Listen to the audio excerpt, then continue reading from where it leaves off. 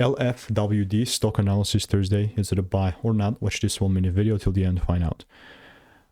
Absolutely crazy range. And yeah, live word is just so juicy. Like, I just see this price going up. It's very intriguing. I have delivered thousands of correct predictions over the last 4 years on my YouTube channel, documented all of it. And right here, right now, the only thing that I prefer is to continue to take things up. Because last time I made a video, it was like up like $22.85, then crashed quite hard. And with the current range that I have, like, this is why I got so excited, is because this is a cool demand.